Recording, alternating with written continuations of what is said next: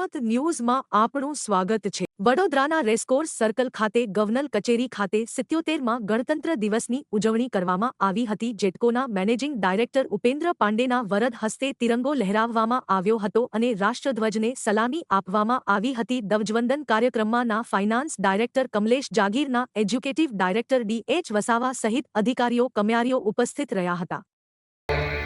तव शुभ नामे आशीष मांगे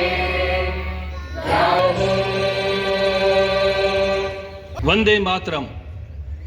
आदरणीय अतिथिगण, सम्मानित अधिकारीगण, प्रिय सहकर्मियों, बहनों, भाइयों और कुछ प्यारे बच्चों भी, आप सभी को राष्ट्रीय पर्व गणतंत्र दिवस की हार्दिक शुभकामनाएं। 26 जनवरी 2026 को हम 77वां गणतंत्र दिवस मना रहे हैं। इसी वर्ष हम राष्ट्रीय गीत वंदे मातरम के 150 वर्ष पूरे होने पर देशव्यापी समारोह भी मना रहे हैं। इन 77 वर्षों में हमारे देश ने कई उतार चढ़ाव देखे हैं, किंतु हमारा देश निरंतर प्रगति के पथ पर आगे बढ़ता रहा है। पिछले 10-12 वर्षों में यह प्रगति अभूतपूर्व रही है। वर्ष 2014 में भारत विश्व की 10वीं सबसे बड़ी अर्थव्यवस्था बनी।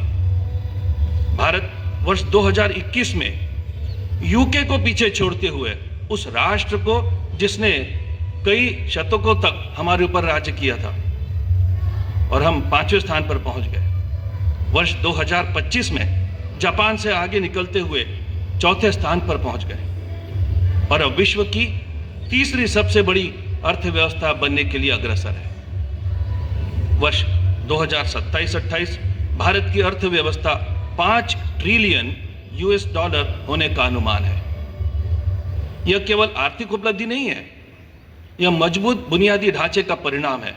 और बिजली को यदि हम बुनियादी ढांचे की रीढ़ कहें तो कोई अतिशयोक्ति नहीं होगी। विद्युत क्षेत्र का आर्थिक विकास से गहरा संबंध है। स्वतंत्रता का समय जहां विद्युत क्षमता 1342 मेगावाट थी, आज वो 514 गीगावाट हो गई है।